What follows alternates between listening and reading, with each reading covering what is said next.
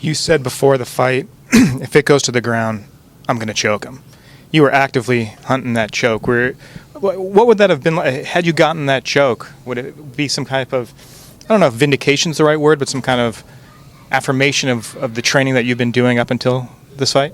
I've been, like I said before in the first interview we did a couple days ago, man, I've just been working really hard. And like I said, the first couple times I was doing MMA with Bellator, they gave me great opportunities, and I just dropped the ball. And the last year, on a 4-fight win streak with Bellator kickboxing, it was a big decision to go into MMA and take the time and take it seriously, and I tried to prepare as best possible. I have the submission. There was like 3 different styles of chokes that I was really looking for at that position, and yeah, man, I was going for it. When you walked back to your corner at the end of that round, did you think he was going to be able to come back and answer the bell? It didn't really cross my mind. I was just like, man, put the fucking stool down already so I can sit down. And but then, yeah, once I got there, I was like looking to see. A lot of times in my Muay Thai fights, when I am that dominant, it gets stopped in the corner, and I wasn't that surprised by it, but I was pretty stoked when it happened.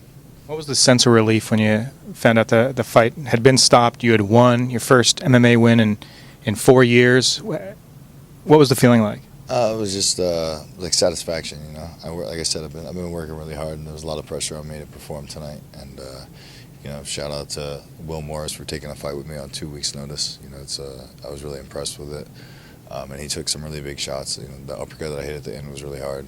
The elbows the whole time, all the shots. I felt like I was in a dominant position the whole time, and it was honestly the first time in my entire MMA career where I felt like I knew what I was supposed to be doing. All my other fights, it was like, I have a kickboxing fight, I'm going to do this MMA fight, it can't be that hard. But then it was never really that prepared for it. And I've been working with some phenomenal coaches. And Jafari from Super D Wrestling, Jafari Veneer, it was a huge help in this fight. So yeah, looking back over the video, like my hips were really strong tonight, and I felt I was in a dominant position the whole time. So it was a really good feeling. The fact that there's not any kickboxing matches coming up for you, and you can dedicate this next 2019 to MMA, how quickly would you like to get back in there? Do you feel healthy? Man, tomorrow I would like I said, I took a whole year off, and for it to be 33, 34 years old when that happens, to take a whole year off is it's no laughing matter. You know what I mean? So I feel like I'm ready for the next one. I would love to be on their next card. They have an LA card coming up. They have a Hawaii card coming up. Anybody drops out at 185 or 170, I want that spot. I had a super easy weight cut. I've been serious about my diet, serious about my conditioning. I wasn't tired at all this fight. I just feel really prepared, and I want to keep this train rolling, so to speak. Joe, congratulations on a big win for you tonight. You talked a bit in the scrum that you had earlier this week about training with guys like Mickey Gall and training with guys like Cowboy Cerrone. How much do you attribute those guys and preparing with those guys to your success tonight? A huge part of it.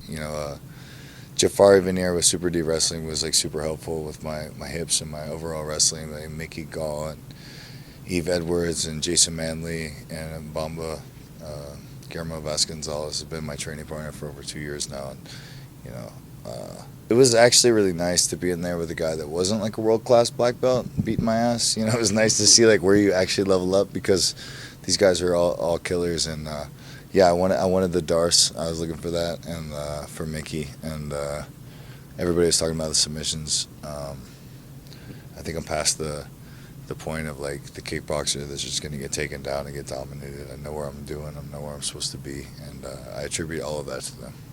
And you seem like you take pride in that, and being a lot better versed and much more well versed on the ground now. I know a lot of my colleagues believe that you look better than you've ever been, and how do you assess your performance going forward on a realistic level? I feel great. I felt like I tell my coaches and my teammates this all the time. I guess I never said it in the media, but all of my MMA fights to date up until this fight, I felt like I was reaching in my toolbox and just fucking hitting the bottom. Ding, ding, fuck, what am I supposed to do here? Fuck, what am I supposed to do here? And tonight, it was just natural reaction for everything that you saw tonight was very natural, and it's phenomenal. It's a really good feeling, man. I think I like MMA. You see David Rickles come in here before. He's got a busted up face. He's got cuts all over himself. You look like you're still in pretty good shape for having just been in a cage fight. How long do you think we can expect till you get back in there? You want to take some time off? You want to get back to training? What's next for you on the horizon? Absolutely not. I want to be in there as soon as possible. I just took a year off. I'm well rested. I feel good. I literally, if they have a fight tomorrow in Italy. If they book my flight, if somebody pulls out, I will go. I'm not going to fight with you on a trip to Italy ever. Sounds good. All right, Joe. I actually had a nightmare a few days ago that you smacked me for asking a dumb question. So, so I'm gonna try not to get smacked. All right. Oh man, so you're already planning these dumb questions, then, right? Yeah, I'm just starting out. I'm just starting out. So. Okay. It's your first time? Second. What's your name? Dylan Stewart. Dylan Stewart. Yeah. Look, watch out for Dylan Stewart in the future, guys. Thanks, Joe. You really showed a holistic performance out there. Dylan, chill, bro. You're a little tense. You Sorry. got Sorry, this. We're dude. good. I'm We're buddies. sorry. We're buddies, Nervous, dude. We're dude. buddies. Don't be nervous. Okay. Yeah, you really showed a full toolbox, like you said, out there. You showed all your weapons on the ground, on the feet. How much have you grown since the last time we saw you in the Bellator cage? I don't know. I can only. They say you're only as good as your last showing, right? My last showings before today were pretty shitty, so nobody really had that much of expectations of me. I think even at this point, up until now, they just expected me to be a kickboxer. Tonight, I felt like an MMA fighter. I felt like I looked like an MMA fighter, and I'm just really excited for the future growth to come. I think if I can continue to progress at the rate that I've progressed this fight camp with the coaches that I have, I think it's gonna be an exciting year. Is there any opponent that you have specifically in mind, or is it just anybody, anywhere, anytime? Whichever one will fight me the soonest is the opponent that I have in mind. I just want to keep this train rolling. I don't want to get stagnant.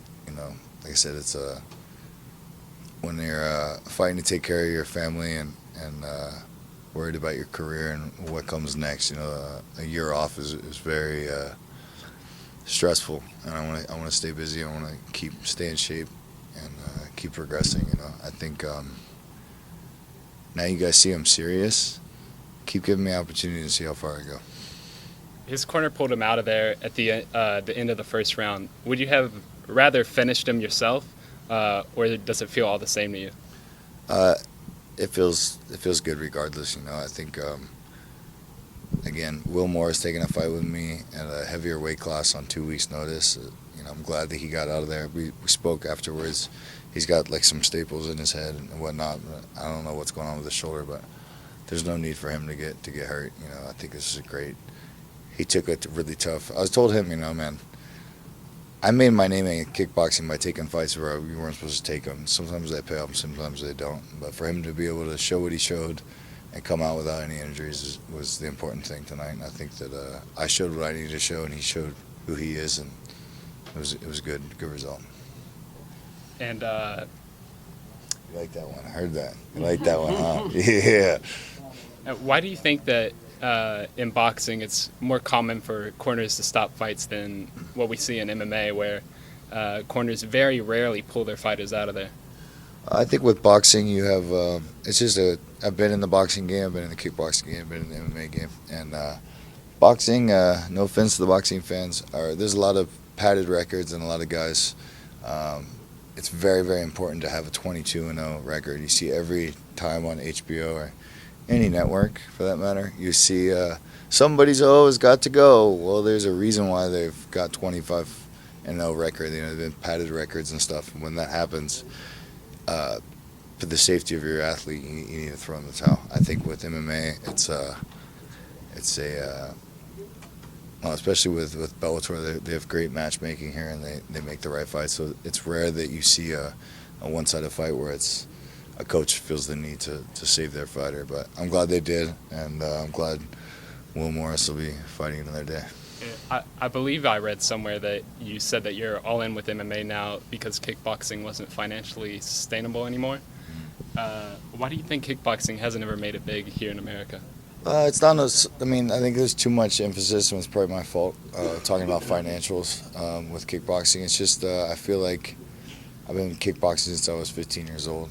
I've committed my whole life to that sport and to the career, and I'm at a point now where I got kids and stuff to take care of, but I don't feel like there's much farther. There's not too much more I can accomplish in kickboxing. There's not too many more fans that I can bring over, and then financially, yeah, it's based on how many people know about kickboxing. How many kickboxing fights did you guys see in the last 3 months? 0, right?